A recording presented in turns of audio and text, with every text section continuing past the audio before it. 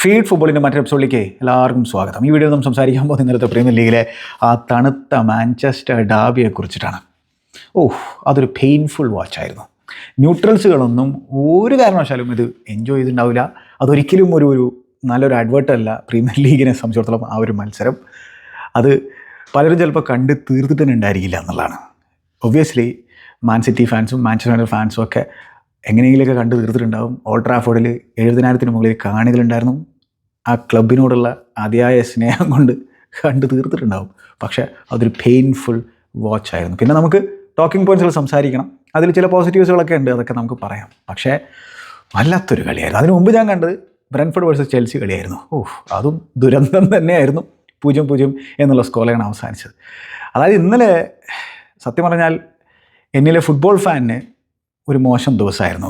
ഒന്നും ഉണ്ടായിരുന്നില്ല. ഭയങ്കര ഡിസപ്പോയിൻറ്റിംഗ് ആയിട്ടുള്ള മത്സരങ്ങളാണ് കണ്ടിട്ടുണ്ടായിരുന്നത്. ഇന്ന് Leicester city versus Newcastle United കളി കാണണം. എനിക്കിപ്പോൾ സത്യം പറഞ്ഞാൽ ന്യൂകാസിൽ യുണൈറ്റഡ് കളി കാണാനൊക്കെ താല്പര്യമുണ്ട്. അവർ കുറച്ചുകൂടി ആ ഒരു ഡയറക്റ്റ് ആയിട്ടുള്ള ഫുട്ബോൾ കളിക്കുമ്പോൾ അത് കാണാൻ പിന്നെയും രസമുണ്ട്. പിന്നെ ഫുള്ളം വേഴ്സസ് ലിവർപൂൾ മത്സരം ചെൽസിയുടെ അതേ സമയത്തായതുകൊണ്ടാണ് എനിക്ക് കാണാൻ പറ്റാതിരുന്നത്. അത് കുറച്ചുകൂടി ഇൻട്രസ്റ്റിംഗ് ആയിട്ടുള്ള മത്സരമായിരുന്നു എന്നുള്ളത് പിന്നീട് മനസ്സിലാക്കാൻ സാധിച്ചു. കാരണം ലിവർപൂൾ തോൽക്കുകയും ചെയ്തല്ലോ. പക്ഷേ ഈ മാഞ്ചസ്റ്റർ ഡാർബി അതൊരു പെയിൻഫുൾ വാച്ചായിരുന്നു. മത്സരത്തിന് ശേഷം ഗാരി നെവിൽ പറഞ്ഞിട്ടുള്ള കാര്യങ്ങൾ വളരെ പ്രസക്തമായിട്ടുള്ള കാര്യങ്ങളാണ്. അതായത് അദ്ദേഹത്തോട് പല കാര്യങ്ങളിലും പലർക്കും ചിലപ്പോൾ യോജിപ്പും വിയോജിപ്പും ഒക്കെ ഉണ്ടാവും. കാരണം ഫുട്ബോൾ എന്ന് പറഞ്ഞാൽ ഒപ്പീനിയനുകളുടെ ഒരു കൂമ്പാരമാണ്. അപ്പോൾ സ്വാഭാവികമായിട്ടും അതിനോട് വിയോജിക്കാം. പക്ഷേ ഇന്നലെ അദ്ദേഹം പറഞ്ഞ കാര്യത്തോട് എനിക്ക് യോജിക്കാനേ വകുപ്പുള്ളൂ. അതായത് ഇത് ഭയങ്കരമായിട്ട് റോബോട്ടിക്കായിട്ട് മാറിയിരിക്കുകയാണ് ഫുട്ബോൾ എന്നുള്ളതാണ്. അതായത് ആർക്കും റിസ്ക് എടുക്കാനൊന്നും താല്പര്യമില്ല. വളരെ കോഷ്യസ് ആയിട്ടുള്ള അപ്രോച്ച്, റോബോട്ടിക് ആയിട്ടുള്ള വളരെ സിസ്റ്റമാറ്റിക് ആയിട്ട് ഇങ്ങനെ പ്ലേയേഴ്സ് മാനേജർ പറഞ്ഞിട്ടുള്ള കാര്യങ്ങൾ ഇങ്ങനെ പോയിക്കൊണ്ടിരിക്കുകയാണ്. ഫുട്ബോളിലെ ഇൻസ്റ്റിങ്ക്റ്റ് എന്ന് പറയുന്ന സംഭവം ഇല്ലാണ്ടായിക്കൊണ്ടിരിക്കുകയാണ്. അത് ശരിക്കും ഒരു പ്രശ്നമാണ്. ഫുട്ബോളിൻ്റെ ആ ഒരു ഭംഗിയുണ്ടല്ലോ, ഒട്ടും സ്ട്രക്ചർ വേണ്ട എന്നല്ല നമ്മൾ പറഞ്ഞുകൊണ്ടിരിക്കുന്നത്. സ്ട്രക്ചർ വേണം. പക്ഷേ സ്ട്രക്ചറിനോടൊപ്പം തന്നെ ഈ പ്ലേയേഴ്സിൻ്റെ ആ ഒരു ഫ്രീഡം ഇല്ലാണ്ടാകുമ്പോണ്ടല്ലോ അത് ഭയങ്കര പ്രശ്നമാണ്. റോബോട്ടിക് ആയിക്കഴിഞ്ഞാൽ അതിൻ്റെ ഒരു ആസ്വാദന രീതി ഉണ്ടല്ലോ. ഈ പ്രീമിയർ ലീഗ് എന്നൊക്കെ പറഞ്ഞു കഴിഞ്ഞാൽ അത് എന്തുകൊണ്ടാണ് ഭയങ്കര പോപ്പുലാരിറ്റി നേടിയെടുത്തതെന്ന് വെച്ച് കഴിഞ്ഞാൽ അതിൻ്റെ ഒരു ഫാസ്റ്റ് പേസ്ഡ് ആയിട്ടുള്ള ഇൻറ്റൻസിറ്റിയും കാര്യങ്ങളൊക്കെ ഉള്ളതുകൊണ്ടാണ്. പിന്നെ ഒബ്വിയസ്ലി അതിന് മാർക്കറ്റിങ്ങും കാര്യങ്ങളൊക്കെ നല്ല രീതിയിൽ അവർ ചെയ്തിട്ടുണ്ടായിരുന്നു, അത് വേറെ കാര്യം. പക്ഷേ ഭയങ്കര പേസ്, ഭയങ്കര ഇൻറ്റൻസ് ആയിട്ട്, മാത്രമല്ല അഗ്രഷനും കാര്യങ്ങളൊക്കെ ഉള്ള ഒരു സംഭവമായിരുന്നു. അപ്പോൾ ബ്രൂണോ ഫെർണാണ്ടസ് മത്സരത്തിന് ശേഷം ഈ ഇത് ഡാർബിയാണെന്ന് പോലും വിളിക്കാൻ പറ്റാത്ത തരത്തിലുള്ള ഒരു സംഭവമായിരുന്നു. മത്സരത്തിന് ശേഷം എല്ലാവരും കൂടി കെട്ടിപ്പിടിക്കുന്നു. ഡാർബിയാന്ന് വിചാരിച്ച് എല്ലാവരും കൂടി തല്ലിപ്പിരിയണമെന്നല്ല പറഞ്ഞു വരുന്നതിൻ്റെ അർത്ഥം. പക്ഷേ ആ ഒരു ഇൻറ്റൻസിറ്റി, ഒരു അഗ്രഷനും വേണ്ടേ. ഇതൊരു ഡാർബിയല്ലേ, മാഞ്ചസ്റ്റർ ഡാർബിയാണ്, റൈവൽസാണ്. അപ്പോൾ അതിൻ്റേതായിട്ടുള്ള ഒരു ഇൻറ്റൻസിറ്റി നമ്മൾ കാണുന്നില്ല. അപ്പോൾ അതിന് ഒരു കാരണം ബ്രൂണോ ഫെർണാണ്ടസ് പറഞ്ഞതെന്താണെന്ന് വെച്ചാൽ ഈ VR ഇറയിൽ നമുക്കങ്ങനെ കാര്യമായിട്ടാണ് ഇൻറ്റൻസിറ്റി കാഴ്ചവെക്കാൻ പറ്റില്ല എന്നുള്ളതാണ്. അതൊരു കണക്കിന് ശരിയല്ലേ. അതൊരു വളരെ ഇമ്പോർട്ടൻ്റ് ആയിട്ടുള്ളൊരു പോയിൻ്റായിട്ട് എനിക്ക് തോന്നി. അതായത് ഒന്ന് ആലോചിച്ച് നോക്കിയാൽ ഒരു മിസ് ടൈംഡ് ടാക്കിൾ നടത്തി കഴിഞ്ഞാൽ അത് പിന്നെ VR ചെക്ക് നടക്കുന്നു, 5-6 മിനിറ്റ് അതിന് വേണ്ടിയിട്ട് എടുക്കുന്നു, എന്നിട്ട് ചിലപ്പോൾ അത് റെഡ് കാർഡ് കൊടുക്കുന്നു. അതോടുകൂടി എന്താണ് കംപ്ലീറ്റ് ഗെയിം പ്ലാൻ അങ്ങോട്ട് പോയി. അപ്പോൾ ഇത് പ്ലേയേഴ്സിനെ സംബന്ധിച്ചിടത്തോളം പേടി ഉണ്ടാക്കിയിരിക്കുകയാണ് അവരുടെ മനസ്സിൽ. അതായത് ആ ചാലഞ്ചിന് പോകാനൊരു പേടിയുണ്ട്. ആ ഒരു കോൺടാക്റ്റ് തന്നെ എടുത്തു കളയാനുള്ള ഒരു പരിപാടിയാണ് ഫുട്ബോൾ നടന്നുകൊണ്ടിരിക്കുന്നത്. ഫുട്ബോൾ എന്ന് പറഞ്ഞാൽ ഒരു കോൺടാക്ട് സ്പോർട്ടാണ്. അതിനർത്ഥം എല്ലാവരുടെയും കാല് കയറി ഒടിക്കണമെന്നോ അല്ലെങ്കിൽ അമ്മാതിരി കരിയർ എൻഡിങ് ടാക്കിളുകൾ നടത്തണമെന്നുള്ളതല്ല. പക്ഷേ നമ്മൾ ചില ടാക്കിളുകളൊക്കെ സ്ലോ മോഷനിൽ ഇങ്ങനെ കണ്ടുകൊണ്ടിരുന്നു കഴിഞ്ഞാൽ അതൊരു ഭയങ്കര നാസ്റ്റി ആയിട്ടുള്ള ടാക്കിളായിട്ട് തോന്നും. എന്നിട്ട് അതിന് എന്തുകൊണ്ട് റെഡ് കാർഡ് കൊടുത്തില്ല എന്നുള്ള തരത്തിലുള്ള ചോദ്യങ്ങളും കാര്യങ്ങളൊക്കെ വരും. അപ്പോൾ ഈ ഫുട്ബോൾ എന്ന് പറഞ്ഞു കഴിഞ്ഞാൽ എൻ്റെ ഒരു കാഴ്ചപ്പാടാണ് ഞാൻ പറഞ്ഞത്. അപ്പോൾ അതിന് മിസ്റ്റേക്കുകൾ അതിൻ്റെ ഭാഗമായിട്ടുള്ള സംഭവമാണ്. പക്ഷേ ഇപ്പോൾ VR വന്നതിൻ്റെ ഗുണങ്ങൾ ചില സാഹചര്യങ്ങൾ നമ്മൾ കാണുന്നുണ്ട്. പക്ഷേ ഈ സംഭവം ഇങ്ങനെ മൈക്രോസ്കോപ്പിക്കായിട്ട് ഭയങ്കര ചെറിയ മൈന്യൂട്ടായിട്ടുള്ള ഡീറ്റെയിലുകളിലേക്ക് പോകുമ്പോഴാണ് അത് ഭയങ്കര ബോറിംഗ് ആയിട്ട് മാറുന്നത്. മാത്രമല്ല അത് സമയം ഒരുപാട് എടുക്കുകയും ചെയ്യുന്നുണ്ടല്ലോ. അപ്പോൾ ചെൽസിയുടെ മത്സരത്തിന്, സ്പേഴ്സിനെതിരെയുള്ള മത്സരത്തിൽ എത്ര സമയമാണ് പോയിട്ടുണ്ടായിരുന്നത് ഡിസിഷൻസ് എടുക്കാനായിട്ട്, അല്ലേ? അപ്പോൾ ഈ സമയം ഇടയ്ക്ക് വെച്ചിങ്ങനെ പോകുന്നതോറും ഈ ഇൻറ്റൻസിറ്റി കുറയാണ്. അതൊരു സംഭവമാണ്. പിന്നെ മാത്രമല്ല ഈ പറഞ്ഞ പോലെ ടാക്കിളുകൾ എങ്ങാനും അങ്ങോട്ട് മിസ് ടൈം ചെയ്ത് കഴിഞ്ഞാൽ ഇത് സ്ലോ മോഷനിലിട്ട് കാണുമ്പോൾ അത് ഭയങ്കര ഡേഞ്ചറസ് ആയിട്ടുള്ളൊരു ടാക്കിളാണെന്ന് തോന്നുകയും ചിലപ്പോൾ ബോൾ വിൻ ചെയ്തിട്ടായിരിക്കും ചിലപ്പോൾ പ്ലെയറിനെ ഇടിച്ചിട്ടുണ്ടായിരിക്കുക. അപ്പോൾ അത് റെഡ് കാർഡ് വേണമെന്നുള്ള രീതിയിൽ അല്ലെങ്കിൽ റെഡ് കാർഡ് ഡിസിഷനിലേക്ക് എത്തുകയും അങ്ങനെ ഗെയിമിൻ്റെ മൊത്തത്തിലുള്ള ആ ഒരു എസൻസ് നഷ്ടപ്പെടുകയാണ്. ആ ഒരു കോൺടാക്ട് സ്പോർട്ട് എന്നുള്ള രീതിയിൽ ഫുട്ബോളിനെ ഇനിയിപ്പോൾ നമുക്ക് കാണാൻ പറ്റുമോ എന്നുള്ളത് പോലും സംശയമായിട്ട് മാറിയിരിക്കുകയാണ്. ഇവിടെ ഈ സ്ലോ മോഷൻ്റെ പ്രധാന പ്രശ്നം എന്ന് വെച്ചാൽ എല്ലാ ടാക്കിളുകളും എല്ലാ ഫൗളുകളും നാസ്റ്റി ആയിട്ട് ചിലപ്പോൾ നമുക്ക് തോന്നിപ്പോകും എന്നുള്ളതാണ്. അതാണല്ലോ സ്ലോ മോഷൻ്റെ ഒരു പ്രത്യേകത എന്ന് വെച്ചാൽ അത് ചിലപ്പോൾ അത്രയും ഫോഴ്സ് ഒന്നും ഉണ്ടായിരിക്കില്ല എന്നുള്ളതാണ്. റിയൽ ടൈമിൽ അങ്ങനെ ഒന്നും ആയിരിക്കില്ല എന്നുള്ളതാണ്. അപ്പോൾ അങ്ങനെ ഒരു പ്രശ്നമുണ്ട് ഇവിടെ. അപ്പോൾ ആ രീതിയിലാണ് VR കാര്യങ്ങൾക്കൊക്കെ തീരുമാനമെടുക്കുന്നത്. പിന്നെ വേറെ സംഭവം, ഈ VR ഇല്ലാത്ത ഇറയിൽ ഇവന്മാർ പ്രത്യേകിച്ച് ഇംഗ്ലീഷ് ലീഗിൽ ഒരുപാട് ദുരന്തം റഫറിങ് അവന്മാർ ചെയ്തിട്ടുണ്ട്. ഇവന്മാർ ക്ലൗണുകളാണ്, അത് വേറെ കാര്യം. എന്നിട്ടോ ടെക്നോളജി കിട്ടിയിട്ട് ഇവന്മാർക്ക് വല്ല ഇമ്പ്രൂവ്മെൻറ്റ് ഉണ്ടായിട്ടുണ്ടോ? അതില്ല. അതാണ് ഏറ്റവും വലിയ വിരോധാഭാസം ഉള്ളത്. ഇവന്മാർ VR കിട്ടിയിട്ടും അല്ലെങ്കിൽ ടെക്നോളജി കിട്ടിയിട്ടും ഒരു മാറ്റവും സംഭവിച്ചില്ല എന്നതാണ്. ചില പോസിറ്റീവുകളൊക്കെ ഉണ്ട് കേട്ടോ ടെക്നോളജിയുടേത്. പക്ഷേ എവിടേക്കാണ് ടെക്നോളജി ശരിക്കും യൂസ് ചെയ്യേണ്ടതായിട്ടുള്ള എല്ലാത്തിനും കൊണ്ടുപോയിട്ട് ഇത് യൂസ് ചെയ്യണമെന്നുള്ളതാണ് മറ്റൊരു പ്രധാനപ്പെട്ട ചോദ്യമായിട്ട് ബാക്കി നിൽക്കുന്നത്. അപ്പോൾ അതാണ് ഇത് മൊത്തത്തിൽ ഫുട്ബോളിൻ്റെ ആ ഒരു എസെൻസിനെ, ഫുട്ബോളിൻ്റെ ആ ഒരു ആസ്വാദനത്തെ പോലും ബാധിക്കുക എന്നുള്ളൊരു യാഥാർത്ഥ്യമായിട്ടുള്ള സംഭവമാണ്. ഇതിനർത്ഥം എന്താണ്? ഡേഞ്ചറസ് ആയിട്ടുള്ള ചില ടാക്കിളുകൾ നടത്തണം എന്നല്ല. ഇപ്പോൾ ആ ഒരു മെർസിസൈഡ് ഡാബിയിൽ മെക്കാലിസ്റ്റിനെതിരെ നടത്തിയിട്ടുണ്ടായിരുന്ന ആ ഒരു ടാക്കിൾ, അതൊക്കെ എന്ന് പറഞ്ഞു കഴിഞ്ഞാൽ പിന്നെ VRൻ്റെ ഇടപെടലൊന്നും വേണ്ട അത് റെഡ് കാർഡ് കൊടുക്കാനായിട്ട്. പക്ഷേ VR ഉണ്ടായിട്ട് പോലും അവർക്കത് റെഡ് കാർഡ് കൊടുക്കാൻ സാധിച്ചില്ല. അങ്ങനത്തെ സംഭവങ്ങളുണ്ട്, ഇല്ലയെന്ന് പറയുന്നില്ല. ടെക്നോളജി നല്ല രീതിയിൽ യൂസ് ചെയ്ത് കഴിഞ്ഞാൽ നല്ലതാണ്. പക്ഷേ ഈ എല്ലാത്തിനും ടെക്നോളജി യൂസ് ചെയ്യുമ്പോഴൊരു പ്രശ്നവും, അത് മത്സരത്തിന് ആ ഒരു ഇൻറ്റൻസിറ്റി കുറക്കാനും പ്ലേയേഴ്സിൻ്റെ ഉള്ളിൽ ആ ഒരു പേടിയും കൊണ്ടെത്തിച്ചിട്ടുണ്ടെങ്കിൽ അതൊരു പ്രശ്നമാണ്. അപ്പോൾ എന്താണ്, അവർ വളരെ കോഷ്യസ് ആയിരിക്കും എല്ലാ കാര്യത്തിലും കോഷ്യസ് ആയിരിക്കും. അപ്പോൾ ആ ഒരു ഡാർബിയുടെ ആ ഒരു റൈവലിയുടെ ഭാഗമായിട്ടുള്ള ആ ഒരു ഇൻറ്റൻസിറ്റിയും കാര്യങ്ങളൊന്നും നമ്മൾ ഇനി ചിലപ്പോൾ കണ്ടു എന്ന് പോലും വരില്ല എന്നുള്ളതാണ്. അതൊരു പ്രശ്നമാണ്. പ്രീമിയർ ലീഗ് ആക്കിയത് ഫാസ്റ്റ് പേസ്ഡ് ആയിട്ട് ഇൻറ്റൻസിറ്റിയോട് കൂടിയിട്ട് ഇങ്ങനെ ഫ്ലൈയിങ് ടാക്കിളുകളും കാര്യങ്ങളും നടത്തിക്കൊണ്ട്, അതേപോലെ തന്നെ ഫ്ലൈയിങ് വിങ്ങർമാർ, ഇൻവേർട്ടഡ് മാങ്ങ പരിപാടികളൊന്നും ഇല്ലാണ്ട് തന്നെ ഓവർ പൊസഷൻ യൂസ് ചെയ്യാണ്ട് തന്നെ ഡയറക്റ്റ് ഫുട്ബോൾ, ചിലപ്പോൾ ലോങ് ബോളുകൾ കൊടുക്കുമായിരിക്കും. ആ രീതിയിൽ ഡയറക്റ്റ് ഫുട്ബോളാണ് ഭയങ്കര പിന്നെ A to B ഡെസ്റ്റിനേഷനിലേക്ക് എങ്ങനെ പെട്ടെന്നെത്താം എന്നുള്ള പരിപാടിയിലൂടെയാണ് പ്രീമിയർ ലീഗ് ഫുട്ബോൾ ഉണ്ടായിരുന്നത് ഒരു കാലത്ത് എന്നുള്ള കാര്യം ഓർക്കണം. ഇപ്പം എന്താണെന്ന് വെച്ചാൽ, ഇപ്പോൾ ഗാരി നെവിൽ പറഞ്ഞ പോലെ തന്നെ അത് ഞാൻ മുമ്പ് പറഞ്ഞിട്ടുള്ളൊരു സംഭവമാണ്. ഈ പെപ് ഗാർഡിയോളയുടെ ഇമിറ്റേഷനാണ് മൊത്തത്തിൽ നമ്മൾ കണ്ടുകൊണ്ടിരിക്കുന്നത്. ഒരൊറ്റ പെപ് ഗാർഡിയോളേ ഉള്ളൂ. അദ്ദേഹം അതിൽ ഹൈലി സക്സസ്ഫുൾ ആണ്. പ്രീമിയർ ലീഗിലേക്ക് വന്നിട്ടും അദ്ദേഹത്തിൻ്റെ ഇമ്പാക്റ്റ് അത് ഉണ്ടാക്കിയിട്ടുണ്ട്. അദ്ദേഹം വലിയ രീതിയിലുള്ള ട്രോഫികൾ നേടിയെടുത്തിട്ടുണ്ട്. അദ്ദേഹം ഒരുപാട് സക്സസ് ഇവിടെ കൊണ്ടുവന്നിട്ടുണ്ട് എന്നുള്ളതൊക്കെ നമുക്കറിയുന്നതാണ്. പക്ഷേ അതൊരെണ്ണേ ഉള്ളൂ. അദ്ദേഹത്തിൻ്റെ ചീപ്പ് ഇമിറ്റേഷൻസ് കാണുമ്പോണ്ടല്ലോ സഹിക്കാൻ പറ്റുന്നില്ല എന്നുള്ളതാണ്. അതായത് പ്ലേയേഴ്സിനെ അവരുടെ പൊസിഷനിൽ കളിപ്പിക്കാണ്ടിരിക്കുക, എന്നിട്ട് സ്ലോ ബിൽഡപ്പ്. അപ്പോൾ അതൊക്കെ എന്ന് പറഞ്ഞു കഴിഞ്ഞാൽ എത്രത്തോളം എൻ്റർടൈനിങ് ആണെന്നുള്ളത് എനിക്കറിയില്ല. എനിക്കത് അത്ര എൻ്റർടൈനിങ് ആയിട്ട് തോന്നുന്നില്ല എന്നുള്ളതാണ്. ഇപ്പോഴാണ് എനിക്ക് ഓർമ്മ വന്നത്, ലിയോണൽ സ്കലനി ഇപ്പോൾ അടുത്തൊരു ഇൻ്റർവ്യൂവിൽ പറഞ്ഞിട്ടുണ്ടായിരുന്നു, ഈ പിള്ളേരോട്, ചെറിയ കുഞ്ഞു മക്കളോട് പിന്നെ ബോൾ കിട്ടിക്കഴിഞ്ഞാൽ തന്നെ ഉടനെ തന്നെ പാസ് ചെയ്യാനായിട്ട് പറഞ്ഞു കഴിഞ്ഞാൽ എന്താണ് അതിൻ്റെ ആ ഒരു ഇമ്പാക്റ്റ് അവരുടെ ഗെയിമിൽ ഉണ്ടായിരിക്കുക. ഡ്രിബിൾ ചെയ്യരുത് എന്നുള്ള രീതിയിലുള്ള ഒരു സംഭവമാണ് അവരുടെ മനസ്സിലേക്ക് കുത്തിവെക്കാൻ ശ്രമിക്കുന്നത്. ഡ്രിബിളിങ് ഒരു ആർട്ടാണ്, ഡ്രിബിളിങ് ഒരു സുന്ദരമായിട്ടുള്ള സംഭവമാണ് ഫുട്ബോളിൽ. അപ്പോൾ അതിനെ തല്ലിക്കെടുത്താനുള്ള ശ്രമം നടത്തുന്നുണ്ട് എന്നുള്ളതാണ്. ചില മാനേജർമാരൊക്കെ ഇതിൻ്റെ കൃത്യമായിട്ടുള്ള ഒരു മിക്സ്ചറിലാണ് കാര്യങ്ങൾ കൈകാര്യം ചെയ്യുന്നത്. പ്ലേയേഴ്സിന് ഫ്രീഡം കൊടുക്കുന്നുണ്ട്, ഒപ്പം സ്ട്രക്ചറും മെയിൻറ്റെയിൻ ചെയ്യുന്നുണ്ട്. അവരുടെ ഫുട്ബോൾ കാണാൻ ഭയങ്കര രസമാണ്. അപ്പോൾ എന്തായാലും എന്താണ്, പ്രീമിയർ ലീഗിൻ്റെ ആ ഒരു ഗ്ലാമർ കുറഞ്ഞു വരുന്നുണ്ട് എന്നുള്ളതൊരു യാഥാർത്ഥ്യമായിട്ടുള്ള സംഭവമാണ്. അതിന് VR ഒരു പങ്ക് വഹിച്ചിട്ടുണ്ട്. പിന്നെ ഈ ഓവർ പൊസഷൻ ബേസ്ഡ് ഫുട്ബോൾ അതിന് പങ്ക് വഹിച്ചിട്ടുണ്ടോ എന്നുള്ളത് നിങ്ങൾ കമൻറ്റ് ബോക്സിൽ ഉത്തരം പറയുക. എന്തായാലും ഇതൊരു വല്ലാത്തൊരു മത്സരമായിരുന്നു. മത്സരത്തിന് ശേഷം റുബൻ അമോറിം പറഞ്ഞതെന്ന് വെച്ചാൽ രണ്ട് ടീമിനും എന്താണ് വലിയ തോതിൽ എന്തെങ്കിലും നേടാനുള്ള തരത്തിലൊരു മത്സരമായിരുന്നില്ലല്ലോ. കാരണം രണ്ട് ടീമും ടൈറ്റിൽ ഡിസ്കഷനിൽ ഇല്ലാത്തതുകൊണ്ട് അതിൻ്റേതായിട്ടുള്ളൊരു പ്രശ്നം ആ മത്സരത്തിൽ ഉണ്ടായിരുന്നു എന്നുള്ളതാണ് റുബൻ അമോറിം പറഞ്ഞിട്ടുണ്ടായിരുന്നത്. അപ്പോൾ പിന്നെ രണ്ട് ടീമിനും വ്യത്യസ്തമായിട്ടുള്ള പ്രശ്നങ്ങളുണ്ട്.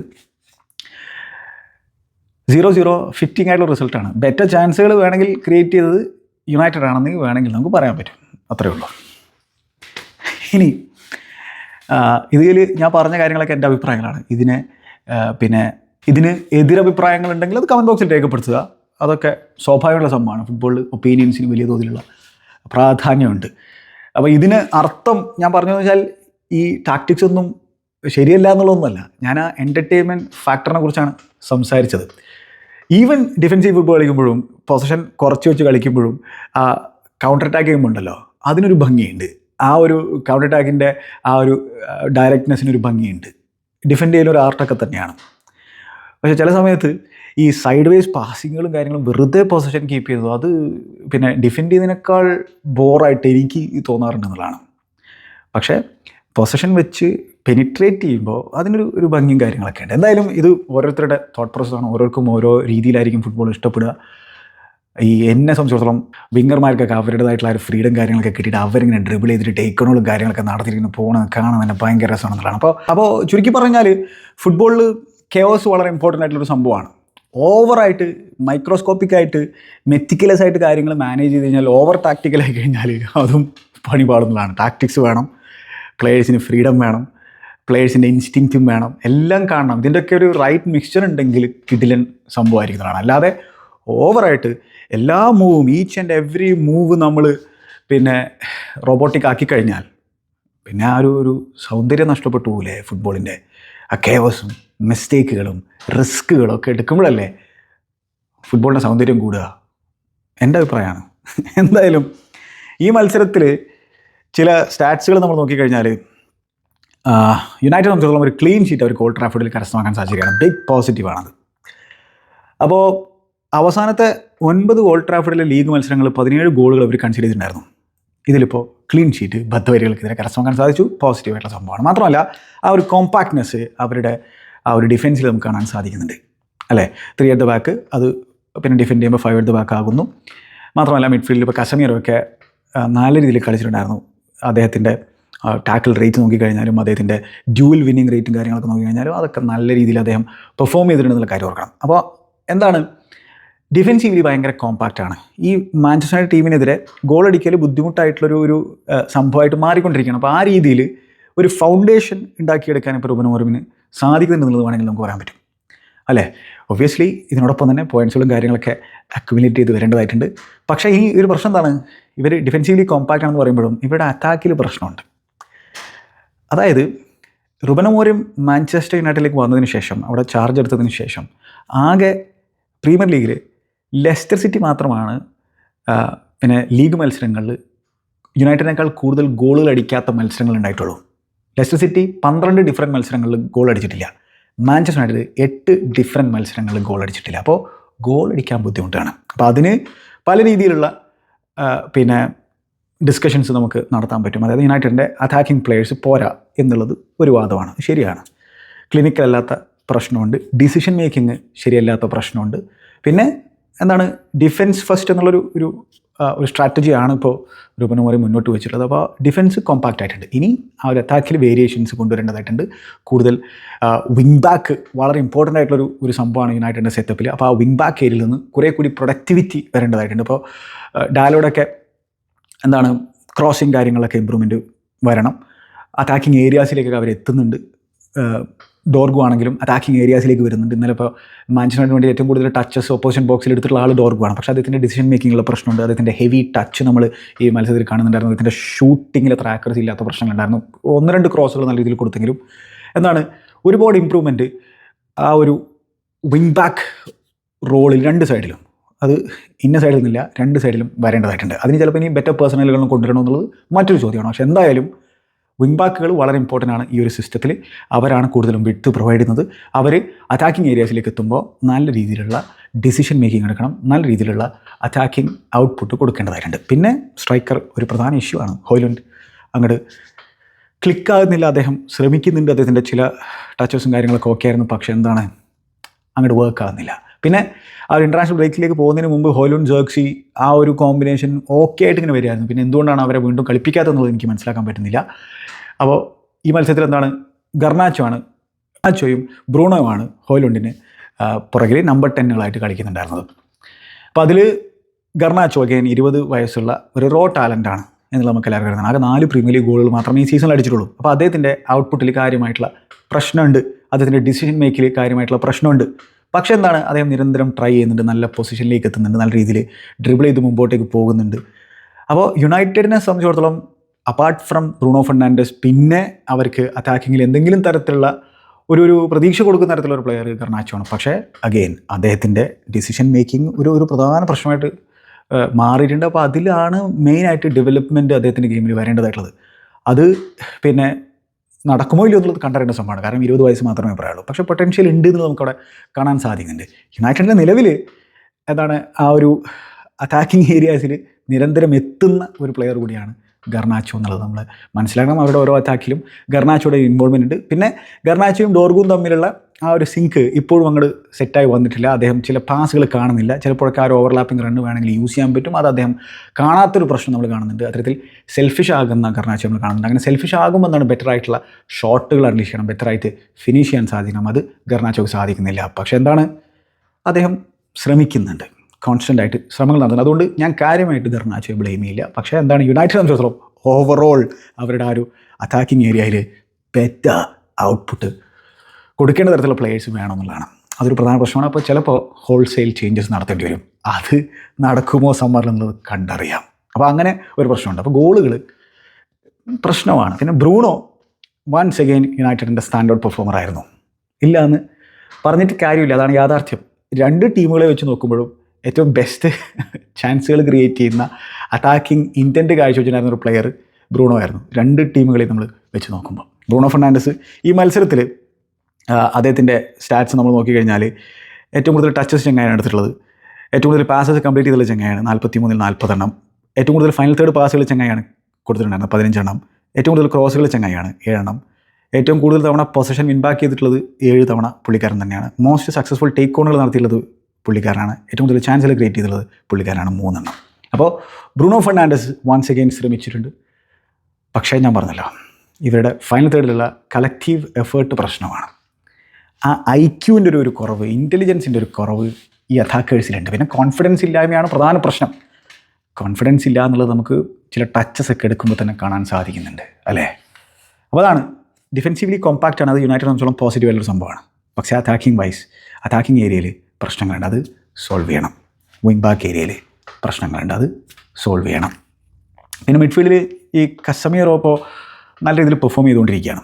കസമീറോ സംബന്ധിച്ചോളം ആൾ 11 ടാക്കിളുകൾ സിറ്റിക്കെതിരെ നടത്തിയിട്ടുണ്ട്. അതായത് പാട്രിസ് എവറ 2008 പോർട്സ്മൗത്തിനെതിരെയാണ് അവസാനമായിട്ട് മാഞ്ചസ്റ്റർ യുണൈറ്റഡിന് വേണ്ടിയിട്ട് ഒരു മത്സരത്തിൽ ഇത്രയധികം ടാക്കിളുകൾ നടത്തിയിട്ടുള്ളത്, 11 ടാക്കിളുകൾ. പിന്നെ 13 ഗ്രൗണ്ട് ഡ്യൂലുകൾ അറ്റംപ്റ്റ് ചെയ്തതിൽ 12 വിൻ ചെയ്യാനും കസമീറോക്ക് സാധിച്ചിട്ടുണ്ട്. 92% സക്സസ് റേറ്റ്.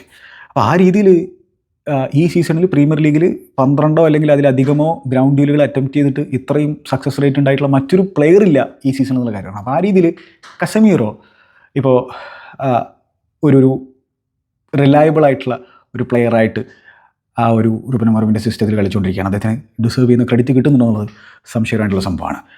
അദ്ദേഹത്തിൻ്റെ കൂടെ ഉഗാർത്തെ എന്താണ് ഡിഫെൻസീവ്ലി ഓഫ് ദ ബോൾ ഓക്കെയാണ്, പക്ഷേ ഓൺ ദ ബോൾ പ്രശ്നങ്ങളുണ്ട്. അപ്പോൾ യുണൈറ്റഡ് സംബന്ധിച്ചിടത്തോളം ആ മിഡ്ഫീൽഡിൽ ഇവർ രണ്ടുപേരും ഓഫ് ദ ബോൾ ഒക്കെയാണ്. കസമീറോയുടെയും ചില സാഹചര്യങ്ങളെ പൊസിഷനിങ് ഒക്കെ പ്രശ്നമായിരുന്നു, അത് വേറെ കാര്യം. പക്ഷേ ഓവറോൾ അദ്ദേഹത്തിൻ്റെ ഗെയിം നല്ലതായിരുന്നു, അതുകൊണ്ടാണ് അത് എടുത്തു പറഞ്ഞിട്ടുണ്ടായിരുന്നത്. പക്ഷേ അവിടെ നിന്നുള്ള ഒരു ക്രിയേറ്റിവിറ്റി ഉണ്ടല്ലോ, മിഡ്ഫീൽഡിൽ നിന്നുള്ള ക്രിയേറ്റിവിറ്റി വളരെ ഇമ്പോർട്ടൻ്റ് ആയ സംഭവമല്ലേ, അത് കിട്ടുന്നില്ല. അപ്പോൾ എന്താണ് ബ്രൂണോ ഫെർണാണ്ടസ് ഡ്രോപ്പ് ചെയ്ത് വരുന്നുണ്ടായിരുന്നു. ബ്രൂണോ ഫെർണാണ്ടസ് താഴോട്ടിറങ്ങി വരണം, അവർ 10 ആയിട്ട് കളിക്കണം. അല്ലാതെ ക്രിയേറ്റിവിറ്റി നടക്കുന്നില്ല, അല്ലെങ്കിൽ ബോൾ ആ ഒരു ഫൈനൽ തേർഡിലേക്ക് എത്തുന്നില്ല എന്നുള്ള സിനാരിയോ ഉണ്ടായിരുന്നു. ഇപ്പോൾ ഹോലൻഡിനൊക്കെ സർവീസും കാര്യങ്ങളൊക്കെ ഫസ്റ്റ് ഹാഫിൽ വളരെ മിനിമലായിട്ടാണ് കിട്ടുന്നുണ്ടായിരുന്നത്. അപ്പോൾ അതൊരു പ്രശ്നമാണ്. ക്രിയേറ്റിവിറ്റി മിഡ്ഫീൽഡിൽ ഒരു പ്രശ്നമാണ് യുണൈറ്റഡിനെ സംബന്ധിച്ചിടത്തോളം. പിന്നെന്താ, കെവിൻ ഡെ ബ്രൂയിനയുടെ ഒരു സ്റ്റാറ്റ് പറഞ്ഞു കഴിഞ്ഞാൽ ഈ മത്സരത്തിൽ ചെങ്ങായി ഒരൊറ്റ ചാൻസ് പോലും ക്രിയേറ്റ് ചെയ്തിട്ടില്ല. അവസാനമായിട്ട് 2018 വെസ്റ്റ് ഹാമിനെതിരെ കളിക്കുമ്പോഴാണ് കെവിൻ ഡെ ബ്രൂയിന ഒരു പ്രീമിയർ ലീഗ് മത്സരത്തിൽ ഒരു ചാൻസ് പോലും ക്രിയേറ്റ് ചെയ്തിരുന്നിട്ടുള്ളത്, ഇത്രയധികം മിനിറ്റ്സ് കളിച്ചിട്ട്. അപ്പോൾ നമുക്കറിയാം KDB മാഞ്ചസ്റ്റർ സിറ്റിയിൽ നിന്നും പോവുകയാണ്. അത് അദ്ദേഹം അറിയിച്ചതിന് ശേഷം നടന്ന ആദ്യത്തെ മത്സരമാണത്, അതും മാഞ്ചസ്റ്റർ ഡാബി, അദ്ദേഹത്തിൻ്റെ അവസാനത്തെ മാഞ്ചസ്റ്റർ ഡാബി. പക്ഷേ ഈ രീതിയിലാണ് അവസാനിച്ചത്. പക്ഷേ നമുക്കറിയാം കെവിൻ ഡെ ബ്രൂയിന അവിടെ ഒരു സ്റ്റാച്യു അറിയിക്കുന്ന തരത്തിലുള്ള ഒരു പ്ലെയറാണ്. മാൻ സിറ്റിയുടെ ആ ഗ്രൗണ്ടിൻ്റെ പുറത്ത് സ്റ്റാച്യു അറിയിക്കുന്ന തരത്തിലുള്ള ഒരു ലെജൻഡാണ്. മാത്രമല്ല പ്രീമിയർ ലീഗിൻ്റെ ചരിത്രത്തിൽ തന്നെ ഏറ്റവും മികച്ച കളിക്കാരിൽ ഒരാളാണ്. ഈ ഒരു അവസാനത്തെ ഡെക്കേഡിൽ ആ ചെങ്ങായി അവിടെ ഉണ്ടാക്കിയുള്ള ഇമ്പാക്റ്റ്, മൊത്തം പ്രീമിയർ ലീഗിൽ ഉണ്ടാക്കിയിട്ടുള്ള ഇമ്പാക്റ്റ് അത് അതിഭീകരമാണ്. പ്രീമിയർ ലീഗ് കണ്ട എക്കാലത്തെ മികച്ച കളിക്കാരിൽ ഒരാളാണ് കെവിൻ ഡെ ബ്രൂയിന എന്നുള്ളത് നമുക്ക് നിസ്സംശയം പറയാൻ പറ്റും. മാജിക്കൽ കാലുകളുള്ളൊരു ചങ്ങയാണ്. ലെഫ്റ്റ് ഫുട്ട് കൊണ്ട് ബാങ്കറുകൾ ചങ്ങായി അടിച്ചു കൂട്ടിയിട്ടുണ്ട്, അല്ലേ? റൈറ്റ് ഫുട്ട് കൊണ്ട് ബാങ്കറുകൾ അടിച്ചിട്ടുണ്ട്. പക്ഷേ അദ്ദേഹത്തിൻ്റെ ഗോളുകളെക്കാൾ നമുക്കെല്ലാവർക്കും പ്രിയം അദ്ദേഹത്തിൻ്റെ ആ ഒരു മാജിക്കൽ അസിസ്റ്റുകളാണ്. എമ്മാതിരി ക്രോസിലാണ് ചങ്ങായി കൊടുക്കാറുള്ളത്. പിൻ പോയിൻ്റ് ആക്യുറസിയിൽ ത്രൂ ബോളുകൾ, ക്രോസുകൾ, ഇതോടൊപ്പം തന്നെ ലങ് ബസ്റ്റിംഗ് റണ്ണുകൾ നടത്തിയിട്ട് ഡിഫൻസിലും കോൺട്രിബ്യൂട്ട് ചെയ്യും. വാട്ട് എ ഫുട്ബോളർ മാൻ. ഒരു വളരെ യുണീക്കായിട്ടുള്ള ഒരു ഫുട്ബോളറാണ് കെവിൻ ഡെ ബ്രൂയ്ന. അപ്പോൾ അങ്ങനത്തെ ഒരു ക്രിയേറ്റീവ് ജീനിയസിനെ പ്രീമിയർ ലീഗ് എന്തായാലും മിസ് ചെയ്യും, സംശയമില്ലാത്തൊരു കാര്യമാണ്. 33-ാമത്തെ വയസ്സിൽ അദ്ദേഹം പ്രീമിയർ ലീഗിൽ നിന്നും പടിയിറങ്ങുന്ന തീരുമാനമെടുത്തിരിക്കുകയാണ്. ഒരു ചെൽസി ഫാൻ എന്ന രീതിയിൽ ഞങ്ങളുടെ നഷ്ടമാണ്, പക്ഷേ മാൻ സിറ്റിയുടെ ഗെയിനായിട്ട് മാറിയിരിക്കുകയാണ്. ഒരു റൈവൽ എന്ന രീതിയിൽ പോലും എന്നെ സംബന്ധിച്ചിടത്തോളം കെവിൻ ഡെ ബ്രൂയ്നെ കുറിച്ച് നല്ലതല്ലാതെ പറയാനൊന്നുമില്ല എന്നാണ്. കാരണം അമ്മാതിരി ഒരു ഫുട്ബോളറാണ്. അപ്പോൾ ഇതൊക്കെ പ്രീമിയർ ലീഗിന് നഷ്ടമാണ്, ഇങ്ങനത്തെ പ്ലെയേഴ്സൊക്കെ അവിടെ നിന്ന് പടിയിറങ്ങി പോകുന്നത്. പക്ഷേ എന്താണ്, സമയമായിട്ടുണ്ട് എന്നുള്ളത് തന്നെയാണ് ഞാനും മനസ്സിലാക്കുന്നത്. അപ്പോൾ അത് മാൻ സിറ്റി ബോർഡിന് കൃത്യമായിട്ട് അറിയാം. അതുകൊണ്ട് തന്നെയാണ് അവർ ഈ ഒരു തീരുമാനത്തിലേക്ക് എത്തിയത്. പിന്നെ കെവിൻ ഡെ ബ്രൂയ്നെ സംബന്ധിച്ചിടത്തോളം ഇനിയൊരു വൺ ലാസ്റ്റ് പേ ചെക്കിനുള്ള ഒരു അവസരമാണ്. അതിന് അദ്ദേഹം എങ്ങോട്ടേക്ക് പോകും, ഇനി MLS-ലേക്ക് പോകുമോ, അതോ യൂറോപ്പിൽ തന്നെ തുടരുമോ, അതിനിപ്പോൾ സൗദിയിലേക്ക് പോകുമോ എന്നുള്ളത് നമുക്കറിയില്ല. എന്താ കെവിൻ ഡെ ബ്രൂയ്ന ഓൾറെഡി മാൻ സിറ്റിയുടെ തന്നെ എക്കാലത്തെയും മികച്ച ഫുട്ബോളർമാരിൽ ഒരാളാണ്. ചിലരൊക്കെ പറയുന്നത് മാൻ സിറ്റിയിൽ കളിച്ച ഏറ്റവും മികച്ച ഫുട്ബോളറാണ് എന്നുള്ള രീതിയിലൊക്കെയാണ്. അപ്പോൾ ആ ഡിബേറ്റ് ചിലപ്പോൾ തുടർന്നുകൊണ്ടിരിക്കും. അതേപോലെ തന്നെ ചില ആളുകളൊക്കെ പറയുന്നത് പ്രീമിയർ ലീഗ് കണ്ട ഏറ്റവും മികച്ച മിഡ്ഫീൽഡറാണ് കെവിൻ ഡെ ബ്രൂയ്ന എന്നുള്ളത്. അപ്പോൾ ആ രീതിയിലുള്ള ഡിബേറ്റുകൾ നടക്കട്ടെ. പക്ഷേ എൻ്റെ കണ്ണിൽ എന്തായാലും വൺ ഓഫ് ദി ബെസ്റ്റ് പ്ലെയേഴ്സാണ് പ്രീമിയർ ലീഗ് കണ്ടതിൽ ഈ കെവിൻ ഡെ ബ്രൂയ്ന എന്നുള്ള കാര്യത്തിൽ സംശയമൊന്നും വേണ്ട. മാൻ സിറ്റിയുടെ ഈ ഗോൾഡൻ ഇറയിൽ കെവിൻ ഡെ ബ്രൂയ്ന വഹിച്ചിട്ടുള്ള പങ്ക് അതൊരിക്കലും ഒരു മാഞ്ചസ്റ്റർ സിറ്റി ഫാനും മറന്നു പോകില്ല എന്നുള്ള കാര്യത്തിൽ യാതൊരു സംശയം വേണ്ട. കാരണം അയാൾ ഉണ്ടാക്കിയുള്ള ഇമ്പാക്റ്റ് അത്രത്തോളമാണ്. ഒരു റൈവൽ ഫാൻ എന്ന രീതിയിൽ ആൾ പല തവണ നെഞ്ചാങ്കൂട് തകർത്ത് കളഞ്ഞിട്ടുണ്ട്. ഒരു ചെൽസി ഫാൻ എന്ന രീതിയിൽ എനിക്ക് തോന്നുന്നത് ആ ഒരു പെപ്പ് ഗോർഡിയോള ഇറ തുടങ്ങുന്നത് തന്നെ ചെൽസിക്കെതിരെ സ്റ്റാംഫോർഡ് ബ്രിഡ്ജിൽ ഗോൾ അടിച്ചുകൊണ്ടാണെന്നുള്ളതാണ്. കെവിൻ ഡെ ബ്രൂയ്ന ഗോൾ അടിച്ചുകൊണ്ട്. അപ്പോൾ അതും അദ്ദേഹത്തിൻ്റെ ചില സ്ട്രൈക്കുകളൊക്കെ ഉണ്ടല്ലോ, അദ്ദേഹത്തിൻ്റെ ആ ഒരു ലെഫ്റ്റ് ഫുട്ടോടുള്ള സ്ട്രൈക്കൊക്കെ അതുപോലും ഹൃദയം തകർക്കുന്ന തരത്തിലുള്ള ഷോട്ടുകളാണ്. പക്ഷേ ഗ്ലോറിയസ് ആയിട്ടുള്ള അസിസ്റ്റുകൾ അദ്ദേഹം അനവധി പുൾ ഓഫ് നമ്മൾ കണ്ടിട്ടുണ്ട്.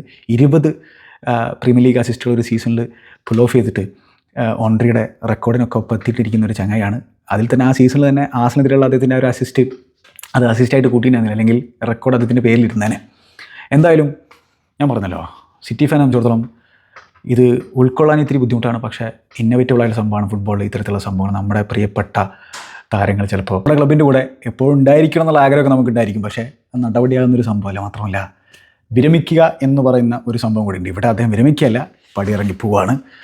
അധികം വൈകാതെ തന്നെ അദ്ദേഹം ഫുട്ബോളിനോട് വിട പറയും. 2-3 വർഷങ്ങളോ കൂടി ഉണ്ടാവുള്ളൂ എന്നാണ് എനിക്ക് തോന്നുന്നത്. അപ്പോൾ ഈ സീസണും ഇഞ്ചുറി ഒരുപാട് അദ്ദേഹത്തെ പിന്നെന്താ പറയുക പുറകോട്ട് വലിച്ചിട്ടുണ്ട്. കഴിഞ്ഞ സീസണിലും ആ രീതിയിലുള്ള സംഭവങ്ങളൊക്കെ ഉണ്ടായിട്ടുണ്ട്.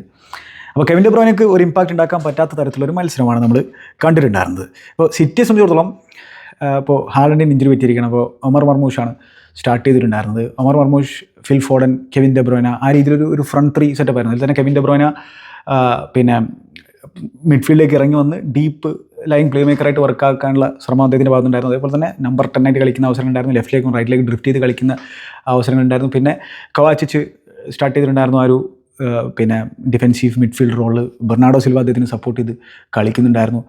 പിന്നെന്താണ്, മാറ്റിയാസ് ന്യൂസാണ് റൈറ്റ് ബാക്കായിട്ട് സ്റ്റാർട്ട് ചെയ്യുന്നത്. ഒറേലി ആ ഒരു ലെഫ്റ്റ് ബാക്കായിട്ട്, ഗ്വാർഡിയോളും റുബൻ ഡിയാസും ഡിഫൻസിലുണ്ടായിരുന്നു. സിറ്റിയെ സംബന്ധിച്ചിടത്തോളം പല രീതിയിൽ ഈ മത്സരത്തിൽ ഈ മാഞ്ചസ്റ്റർ യുണൈറ്റഡ് ഡിഫൻസിനെ ബ്രേക്ക് ഡൗൺ ചെയ്യാൻ അവർ ശ്രമിക്കുന്നുണ്ടായിരുന്നു. അപ്പോൾ അതിൽ തന്നെ പിന്നെ ഈ ഡിഫൻസിന് പുറകിലൂടെയുള്ള റണ്ണുകൾ നടത്തി നോക്കുന്നുണ്ടായിരുന്നു മർമൂഷൊക്കെ. പക്ഷേ അതൊന്നും നടപടിയാകുന്നില്ല. മഗ്വയർ ആണെങ്കിലും ലെനിയോർ ആണെങ്കിലും മസറോ ആണെങ്കിലും നല്ല രീതിയിൽ ഡിഫെൻഡ് ചെയ്തിട്ടുണ്ടായിരുന്നു. പിന്നെന്താണ്, സെക്കൻഡ് ഹാഫിൽ ചേഞ്ച് വരുത്തി നോക്കി ഫോഡനെ മാറ്റി ഡോക്കുവിനെ ഇൻട്രോഡ്യൂസ് ചെയ്യുന്ന ഒരു നാച്ചുറൽ വിങ്ങറാണ്. ഡോക്കുവിൻ്റെ ആ ഒരു ലെഫ്റ്റ് വിങ്ങിൽ കളിക്കുന്നുണ്ടായിരുന്നു. അപ്പോൾ എന്താണ്, ലെഫ്റ്റ് ഹാഫ് സ്പേസിൽ ഒരേലി കളിക്കുകയും അല്ലെങ്കിൽ ഇൽക്കായ് ഗുണ്ടോനും കളിക്കുന്ന അവസരം ഉണ്ടായിരുന്നു. ഇൽക്കായ് ഗുണ്ടോനും മിഡ്ഫീൽഡ് സ്റ്റാർട്ട് ചെയ്യുന്നുണ്ടായിരുന്നു. പിന്നെ റൈറ്റ് സൈഡിൽ റൈറ്റ് ഹാഫ് സ്പേസിൽ ഒമർ മർമൂഷ് കളിക്കുന്ന ഒരു അവസരം ഉണ്ടായിരുന്നു. പിന്നെ അത് വീണ്ടും മാറ്റി നോക്കി മാറ്റിയാസ് ന്യൂനസ് റൈറ്റ് സൈഡിൽ വിട്ട് പ്രൊവൈഡ് ചെയ്യുന്നു, ഡോക്കു ലെഫ്റ്റ് സൈഡിൽ വിട്ട് പ്രൊവൈഡ് ചെയ്യുന്നു, ഗ്രീലിഷും പിന്നെ കെവിൻ ഡെ ബ്രൂയ്നയും 2 നമ്പർ 10കളായിട്ട് കളിക്കുന്നു. ആ രീതിയിൽ പല രീതിയിലുള്ള ശ്രമങ്ങളൊക്കെ നടത്തി നോക്കി. പക്ഷേ നടപടിയാകുന്നുണ്ടായിരുന്നില്ല സിറ്റി സംബന്ധിച്ചിടത്തോളം. മാഞ്ചസ്റ്റർ യുണൈറ്റഡ് ഈ റുബൻ അമോറിമിൻ്റെ കീഴിൽ ചില ബിഗ് മത്സരങ്ങളിലൊക്കെ ഇമ്പാക്റ്റ് ഉണ്ടാക്കിയിട്ടുണ്ട്. അതായത് പ്രൊട്ടഗണിസ്റ്റായിട്ട് അവർക്ക് വർക്ക് ചെയ്യേണ്ടാത്ത മത്സരങ്ങളിൽ അവർ നല്ല രീതിയിൽ പിന്നെ ബെറ്റർ ടീമുകളെ സ്റ്റോപ്പ് ചെയ്യാനൊക്കെ അവർക്ക് സാധിച്ചിട്ടുണ്ട്. അതിൻ്റെ ചില റിസൾട്ടുകൾ എന്ന് പറഞ്ഞാൽ ഇപ്പോൾ എന്താണ്, എറ്റിഹാദിൽ തന്നെ അവർക്ക് സിറ്റിക്കെതിരെ ജയിക്കാൻ സാധിച്ചിട്ടുണ്ടായിരുന്നു. അതും ഒരു സ്നൂസ് ഫേസ്ഡ് ഡാർബി ആയിരുന്നു. പിന്നെ അവസാനമാണ് അതങ്ങോട്ട് ഒന്ന് ഫയറായത് ലാസ്റ്റ് കുറച്ച് സമയങ്ങളിൽ. പിന്നെ ആൻഫീൽഡിലെ ഡ്രോ ഇൻട്രസ്റ്റിംഗ് ആയിട്ടുള്ള റിസൾട്ടായിരുന്നു. ആഴ്സണലിനെതിരെ FA കപ്പിൽ 10 വരെ വെച്ചിട്ടുള്ള പെനാൽറ്റി ഷൂട്ടുള്ള വിജയം, അതും ഒരു നല്ല സംഭവമാണ്. പിന്നെ മിക്കൽ ആർട്ടറ്റയുടെ സൈഡിനെതിരെയുള്ള ഡ്രോ ലാസ്റ്റ് മന്ത്, അതും ഒരു ക്രെഡിബിൾ ആയിട്ടുള്ള റിസൾട്ടൊക്കെയാണ്. അപ്പോൾ ആ രീതിയിൽ ബിഗർ ടീമുകൾക്കെതിരെ മോശമില്ലാത്ത രീതിയിലുള്ള പ്രകടനം. മാത്രമല്ല ഇപ്പോൾ കുറച്ച് ബെറ്ററായിട്ട് അവർ ഡിഫെൻസീവ്ലി ആ ഒരു സ്റ്റെബിലിറ്റി കാഴ്ചവെന്ന് നമ്മൾ പറഞ്ഞല്ലോ. പക്ഷേ ഫോറസ്റ്റിനെതിരെ ഒരു പരാജയം നമ്മൾ കണ്ടതാണ് ഇതിന് മുമ്പത്തെ മത്സരത്തിൽ. അതിൽ ആ ഒരു കൗണ്ടർ അറ്റാക്കിൽ എലാങ്കയാണ് ഗോൾ അടിച്ചിട്ടുണ്ടായിരുന്നത്. അവിടെ ആ ഒരു ലാക്ക് ഓഫ് അത്ലറ്റിക്സും ആ ഒരു ഫിസിക്കാലിറ്റി പ്രശ്നമൊക്കെ ആ ഒരു ഗോൾ കൺസീഡ് ചെയ്തതിൽ നമുക്ക് കാണാൻ സാധിക്കുമായിരുന്നു. പക്ഷേ ഓവറോൾ ഡിഫൻസ് പറഞ്ഞ പോലെ ഫൗണ്ടേഷൻ ലേ ചെയ്തിട്ടുണ്ട് ഈ ചങ്ങായി എന്ന് വേണമെങ്കിൽ നമുക്ക് പറയാൻ പറ്റും. പിന്നെ മത്സരം തുടങ്ങിയ ഉടനെ തന്നെ ഗർനാച്ചോയെ ഫൗൾ ചെയ്തിട്ടുണ്ടായിരുന്നു റൂബൻ ഡിയാസ്. അങ്ങനെ യെല്ലോ കിട്ടിയിരുന്നത് ജസ്റ്റ് എഡ്ജ് ഓഫ് ദി ബോക്സിൽ. അത് ബ്രൂണോയുടെ ഫ്രീ കിക്ക് അത്ര വലിയ പ്രശ്നം ഉണ്ടാക്കിയില്ല. പിന്നെ ഫോർഡൻ റൈറ്റ് സൈഡിൽ നിന്ന് കട്ടിൻ സൈഡ് ചെയ്ത് വന്നിട്ട് അദ്ദേഹത്തിൻ്റെ ഒരു ഷോട്ട് അത് പിന്നെ വൈഡായിട്ട് പോകുന്ന ഒരു സാഹചര്യം നമ്മൾ കണ്ടു. പിന്നെന്താണ് ഗർനാച്ചോയുടെ റൈറ്റ് വിങ്ങിലൂടെയുള്ള അദ്ദേഹത്തിൻ്റെ ഒരു പോക്കുണ്ടായിരുന്നു, റൈറ്റ് ഹാഫ് സ്പേസിലുള്ള അദ്ദേഹത്തിന് പോകുന്നൊരു കട്ട് ബാക്ക് അദ്ദേഹം കൊടുത്തിട്ടുണ്ടായിരുന്നു. അപ്പോൾ അവിടെയാണ് ഡോർഗോ പോയേക്കും ബോക്സിലേക്ക് എത്തി. ഒരു വിങ് ബാക്ക് എങ്ങനെയാണോ പ്രവർത്തിക്കേണ്ടത് ആ രീതിയിൽ പ്രവർത്തിച്ച് അദ്ദേഹം അവിടെ എത്തി. പക്ഷേ അതിൻ്റെ ടച്ച് ഉണ്ടല്ലോ, ലുക്കാക്കുവിൻ്റെ ടച്ച് പോലത്തെ ടച്ചായിരുന്നു, വല്ലാത്തൊരു ടച്ച്. അപ്പോൾ അത് എന്താണ് പിന്നെ ആ ഒരു ചാൻസ് ആ രീതിയിൽ നഷ്ടപ്പെട്ടിട്ടുണ്ടായിരുന്നു. പിന്നെന്താണ് ഒരു നല്ല മൂവ് നമ്മൾ മാഞ്ചസ്റ്റർ യുണൈറ്റഡിൻ്റെ ഭാഗത്ത് നമ്മൾ കണ്ടതെന്ന് വെച്ചാൽ മാൻ സിറ്റിയുടെ പ്രസ്സിനെ ഒരു ലോഫ്റ്റഡ് ബോളിലൂടെ മാഞ്ചസ്റ്റർ യുണൈറ്റഡ് ബീറ്റ് ചെയ്യാണ്. അപ്പോൾ ആ ഒരു പിന്നെ എന്താണ് മാൻ സിറ്റിയുടെ ഹൈലൈൻ ഡിഫൻസിനും അവരുടെ ആ ഒരു പ്രസ്സിനും ഇടയിൽ, മിഡ്ഫീൽഡിൻ്റെയും ഇടയിൽ ആ ഒരു സ്പേസിൽ നമ്മുടെ ബ്രൂണോ ഫെർണാണ്ടസ് നിൽക്കുന്നുണ്ടായിരുന്നു. അദ്ദേഹത്തിലേക്കാണ് ലോഫ്റ്റഡ് ബോൾ കൊടുത്തിട്ടുണ്ടായിരുന്നത്. ബ്രൂണോ ഫെർണാണ്ടസ് അവിടെ നിന്ന് ആ ബോൾ ലെഫ്റ്റിലേക്ക് നീക്കുന്നു. അങ്ങനെ അത് ഗർനാച്ചോയിലേക്ക് എത്തുകയാണ്. അതായത് ഡോർഗു ഗർനാച്ചോ പിക്ക് ചെയ്യുന്നു. ഗർനാച്ചോ എന്നിട്ട് അവിടെ നിന്ന് ഡാലോയ്ക്ക് സ്വിച്ച് ചെയ്ത് കൊടുക്കുന്നു. അപ്പോൾ ഇത് കൃത്യമായിട്ടും റുബൻ അമോറിം വിചാരിക്കുന്ന രീതിയിലുള്ള ഫുട്ബോളാണ്, ആ സ്വിച്ചസും കാര്യങ്ങളൊക്കെ. അപ്പോൾ അങ്ങനെ ഡാലോയ്ക്ക് സ്വിച്ച് ചെയ്ത് കൊടുക്കുന്നു. ഡാലോ എന്നിട്ട് അവിടെ നിന്ന് നല്ലൊരു ക്രോസ് ബോക്സിലൂടെ, അപ്പോഴേക്കും ബോക്സിലേക്ക് ഒരു മിഡ്ഫീൽഡർ ഉഗാർത്തെ റൺ ചെയ്തിട്ടുണ്ട്, സ്ട്രൈക്കറുണ്ട്, പിന്നെ ഗർനാച്ചോ എത്തിയിട്ടുണ്ട്. അപ്പോൾ ഗർനാച്ചോയിലേക്കാണ് അത് വന്നുകൊണ്ടായിരുന്നത്. പക്ഷേ അവിടെ എന്താ സംഭവം വെച്ചാൽ ഈ ഉഗാർത്തെ ഈ ക്രോസിനായിട്ട് ജമ്പ് ചെയ്തിട്ടുണ്ടായിരുന്നു. അപ്പോൾ അത് കുറച്ച് ചിലപ്പോൾ ഡിസ്ട്രാക്ട് ചെയ്തിട്ടുണ്ടാകും ഗർനാച്ചോയിലേക്ക് അത് വന്ന് വീഴുമ്പോൾ ഹെഡ് ചെയ്യണോ വോളി ചെയ്യണോ എന്ത് ചെയ്യണോ എന്നുള്ളൊരു ഒരു തീരുമാനം ഇല്ലാതെ ആയിപ്പോയി ഗർനാച്ചോ സംബന്ധിച്ചോളം. അതുകൊണ്ട് ആ ചാൻസ് അവിടെ കളഞ്ഞു വിളിക്കാം. മാത്രമല്ല അത് ഗർനാച്ചോ സംബന്ധിച്ചോളം ആ ഒരു ഫൈനൽ തേർഡിലുള്ള കമ്പോസർ ഇല്ലായ്മ അദ്ദേഹത്തിൻ്റെ ഗെയിമിലുള്ള ഒരു പ്രധാന പ്രശ്നമാണ്. അതൊക്കെ ഡെവലപ്പ് ചെയ്ത് വരേണ്ടതായിട്ടുള്ള സംഭവമാണ്. അത് ഡെവലപ്പ് ചെയ്യോ ഇല്ലെന്ന് നമുക്കറിയില്ല, അത് വേറെ കാര്യം. അത് അദ്ദേഹത്തിൻ്റെ ആറ്റിറ്റ്യൂഡ് അനുസരിച്ചിരിക്കും, അദ്ദേഹത്തിൻ്റെ വർക്ക് റേറ്റ് അനുസരിച്ചിരിക്കും. ട്രെയിനിങ് ഗ്രൗണ്ടിലെ വർക്ക് റേറ്റാണ് പറഞ്ഞു വന്നത്. അപ്പോൾ അതൊരു നല്ലൊരു മൂവായിരുന്നു. അത് റുബൻ അമോറിം വിചാരിച്ച രീതിയിലുള്ള ഒരു മൂവാണ്. പിന്നെ അഗൈൻ യുണൈറ്റഡ് ആ ഒരു ഹാഫിൻ്റെ അടുത്ത് പൊസിഷൻ വിൻ ചെയ്തിട്ട് കൊവാച്ചിൻ്റെ അടുത്താണ് ബോൾ വിൻ ചെയ്തിട്ടുണ്ടായിരുന്നത്. ഉഗാർത്തെ ബോൾ വിൻ ചെയ്യുന്നു. പിന്നെ യുണൈറ്റഡിൻ്റെ ട്രാൻസിഷനിൽ അറ്റാക്ക്. പക്ഷേ ഫൈനൽ തേർഡിലേക്ക് എത്തിയപ്പോൾ അത് സ്ലോ ആയി. ബ്രൂണോ ഫെർണാണ്ടസ് പിന്നെ ബോൾ ബ്രൂണോ ഫെർണാണ്ടസിന് കൊടുത്തു. ഗർനാച്ചോ ആ ഒരു സെൻറ്ററിലൂടെ റൺ ചെയ്തിട്ട് ബ്രൂണോ ഫെർണാണ്ടസിന് കൊടുത്തു. പക്ഷേ അപ്പോഴേക്കും അത് സ്ലോ ആയിട്ടുണ്ടായിരുന്നു. കുറച്ചുകൂടെ ഫാസ്റ്റായിട്ട് അത് കൗണ്ടർ ചെയ്യണം. എന്നിട്ടും ബ്രൂണോ എന്തെന്ന് വെച്ചാൽ ഈ ഉഗാർത്തെ ബോക്സിലേക്ക് ലെഫ്റ്റ് സൈഡിലേക്ക് റൺ നടത്തിയിട്ടുണ്ടായിരുന്നു. അദ്ദേഹത്തെ ഒരു ലോഫ്റ്റഡ് ബോളിലൂടെ പിക്ക് ചെയ്തു. പക്ഷേ ഉഗാർത്തയുടെ ആ ഒരു വോളി അറ്റംപ്റ്റ് അത്ര മികച്ചൊന്നായിരുന്നില്ല, അദ്ദേഹം വീണ് പോകുന്നൊരു ഒരവസ്ഥ നമ്മൾ കണ്ടു. അപ്പോൾ അതാണ് ഫസ്റ്റ് ഹാഫിൽ ചില മൊമെൻറ്റ്സുകൾ. പിന്നെ സെക്കൻഡ് ഹാഫിൽ എന്ന് പറഞ്ഞു കഴിഞ്ഞാൽ ഫോർഡിനൊരു ചാൻസ് കിട്ടിയിട്ടുണ്ടായിരുന്നു. അത് സിറ്റിയുടെ ബെസ്റ്റ് ചാൻസാണ്. അതെങ്ങനെയാണെന്ന് വെച്ചാൽ മാഞ്ചസ്റ്റർ യുണൈറ്റഡ് ഇൻ്റർസെപ്റ്റ് ചെയ്തത് മസ്റാവിയാണ് ഇൻ്റർസെപ്റ്റ് ചെയ്തതാണ് എൻ്റെ ഒരു സംശയം. പാസ് ഇൻ്റർസെപ്റ്റ് ചെയ്തു, മർമൂഷിൻ്റെ പാസ്സാണ് ഇൻ്റർസെപ്റ്റ് ചെയ്തതെന്നുള്ളതാണ് എൻ്റെ ഓർമ്മ. അത് ഫോർഡിലേക്ക് വന്ന് വീണു ബോക്സിൽ. പക്ഷേ അവിടെ മസറായി നല്ല രീതിയിലുള്ള ഒരു ടാക്കിൾ നടന്നു. ഫോർഡാംസോളം ക്വിക്കായിട്ട് അത് അറ്റംപ്റ്റ് നടത്തണമായിരുന്നു. ഫോർഡനും കോൺഫിഡൻസ് ഒന്നും ഇല്ലാതെയാണ് കളിച്ചുകൊണ്ടിരിക്കുന്നത്, നമുക്കറിയുന്നതല്ലേ. അപ്പോൾ അവിടെ അതൊരു നല്ലൊരു ചാൻസ് ആയിരുന്നു, വീണ് കിട്ടിയൊരു ചാൻസ് ആയിരുന്നു. അത് മുതലെടുക്കാൻ സിറ്റിക്ക് സാധിച്ചില്ല. പിന്നെ ഒരേലി ഫസ്റ്റ് സ്റ്റാർട്ടാണ് അദ്ദേഹത്തിന് പ്രീമിയർ ലീഗ്. അഫിലിൻ്റെ അടുത്താണ് ആ ഒരു പൊസിഷൻ നഷ്ടപ്പെടുത്തുന്നു. അപ്പോൾ യുണൈറ്റഡ് ബ്രേക്ക് ചെയ്യാണ് ട്രാൻസിഷനിൽ. അത് ഡോർഗു നല്ല റണ്ണും കാര്യങ്ങളൊക്കെ നടത്തി. ഡോർഗുവിൻ്റെ ലോ ക്രോസ് ബോക്സിലേക്കുള്ളത് വീണിട്ടാണ് റുബൻ ഡിയാസ് തടഞ്ഞിട്ടുണ്ടായിരുന്നത്. അപ്പോൾ അത് ഹാൻഡ് ബോൾ അപ്പീലൊക്കെ ഉണ്ടായിരുന്നു. പക്ഷേ അവിടെ ഹാൻഡ് ബോളോ കാര്യങ്ങളോ ഒന്നുമില്ല. അപ്പോൾ അത് കഴിയുന്നു. പിന്നെ നമ്മൾ എന്താണ് കാണുന്നത് വെച്ചാൽ മർമൂഷിൻ്റെ ഫ്രീ കിക്ക് സേവ് ചെയ്തിട്ടുണ്ടായിരുന്നു.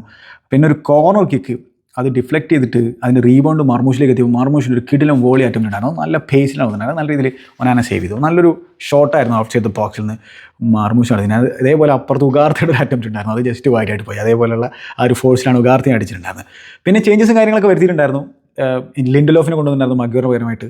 അതേപോലെ തന്നെ മൗണ്ടും സെർക്സിയും വരുന്നു, ഹോയിലൻഡിനും അതേപോലെ തന്നെ ഉഗാർത്തയ്ക്കും പകരമായിട്ട്. പിന്നെ ബ്രൂണോ ഫെർണാണ്ടസ് ആ ഒരു ഡീപ്പായിട്ട് കളിക്കുന്ന അവസരം ഉണ്ടായിരുന്നു. അതേപോലെ തന്നെ മാൻ സിറ്റി ഇൽക്കായ് കൊണ്ടുവരികയും അതുപോലെ തന്നെ ഒരേലിയും മാറ്റുന്നു, റീക്കോ ലൂസിനെയും ഗ്രീലിഷിനെയും കൊണ്ടുവരുന്നു. ഞാൻ നേരത്തെ പറഞ്ഞ പോലെ 2 ടന്നുകൾ വെച്ച് കളിക്കുന്ന പരിപാടി. പിന്നെന്താണ് ഗർനാച്ചോ ഗർണാച്ചോയുടെ ഒരു അറ്റംപ്റ്റ് നമ്മൾ കാണുന്നു. അദ്ദേഹത്തിന് കട്ട് ഇൻസൈഡ് ചെയ്തിട്ട് ഒരു അറ്റംപ്റ്റ് നടത്തിയാണ്. പക്ഷേ ഡോർഗുവിൻ്റെ ഒരു ഓവർലാപ്പ് ഉണ്ടായിരുന്നു അവിടെ. അത് വേണമെങ്കിൽ യൂസ് ചെയ്യാമായിരുന്നു. അങ്ങനെ ഒരു ബെറ്റർ ചാൻസിൽ കലാശിച്ചു. പക്ഷേ ആ ഒരു ചാൻസ് കളഞ്ഞു കുടിച്ചു. അതേപോലെ തന്നെ മറ്റൊരു ഓപ്പർച്യൂണിറ്റി എന്ന് പറഞ്ഞാൽ ഗർണാച്ചോ ഈ ഓവർലാപ്പ് ചെയ്ത് വന്നുള്ള ഡോർഗുവിനെ പിക്ക് ചെയ്യുന്നു. ഡോർഗുവിൻ്റെ ആ ഒരു കട്ട് ബാക്ക് നല്ല കട്ട് ബാക്കായിരുന്നു. സേർക്സിയുടെ പൊസിഷൻ നല്ലതായിരുന്നു. സേർക്സിയുടെ പക്ഷേ ഫസ്റ്റ് ടൈം അറ്റംപ്റ്റ് ചെയ്ത് എഡേഴ്സൺ സേവ് ചെയ്തിട്ടുണ്ടായിരുന്നു. മോശമില്ലാത്ത രീതിയിലുള്ള അറ്റംപ്റ്റാണ് ചങ്ങായി നടത്തിയിട്ടുണ്ടായിരുന്നത്.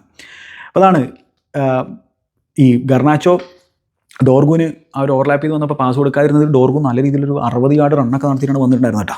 അപ്പോൾ അങ്ങനത്തെ സംഭവങ്ങളൊക്കെ ഉണ്ടായിരുന്നു. അവിടെ ബെറ്റർ ഓപ്ഷൻ ആ പാസ് ആയിരുന്നു. അല്ലെങ്കിൽ നല്ല രീതിയിൽ ഷൂട്ട് ചെയ്യണം. അത് ഗർണാച്ചോക്ക് സാധിച്ചില്ല. അപ്പോൾ ഇതാണ് ആ മത്സരത്തിൻ്റെ സ്ഥിതി.